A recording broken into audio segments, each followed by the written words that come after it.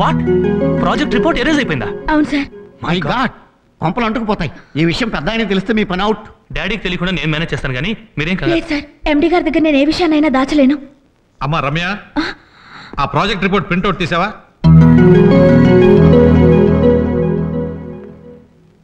Sorry sir, report మొత్తం arrange అయిపోయింది. What nonsense!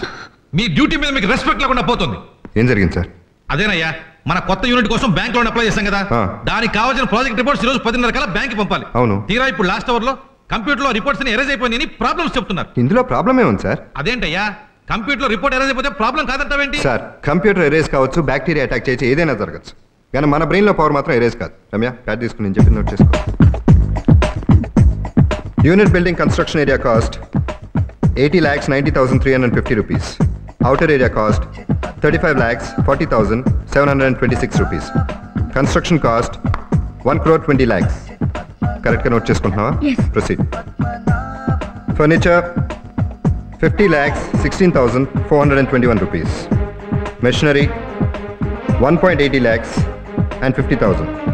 AC plant 10 lakhs and 25,000. Power connection and material 60 lakhs 32,234 rupees. Total amount 5 crores 37 lakhs 54,731 rupees. Good, very good, excellent, wonderful. ఇంత పెద్ద project report ని ఒక్క రూపాయి తేడా లేకుండా ఎలా గుర్తుపెట్టుకోగలిగావు? That is Padmanabham. అతను బడ్జెట్ వేసాడంటే ఒక్క రూపాయి కూడా తేడా రాశారు. క్యాష్ అతని ప్రపంచం, క్యాష్ అతని ఊపిరి, క్యాష్ అతని శ్వాస సార్. అంతేకాదు, సేవింగ్స్ లో అతను ఎక్స్పర్ట్. మామూలు మనిషి దగ్గర నుంచి ప్రపంచ బ్యాంకు దాకా అతని దగ్గర నేర్చుకోవాల్సిన విషయాలు చాలా ఉన్నాయి సార్. ఏంటయ్యా అవి? మై డియర్ స్టాఫ్, ఈ రోజు మనందరినీ ఇక్కడ రప్పించడానికి కారణం మన కొత్త షోరూమ్ కి లోన్ శాంక్షన్ అయింది. ఈ సంతోష సమయంలో మన స్టాఫ్ అందరికీ 1 నెల జీతం బోనస్ గా ఇస్తున్నాను.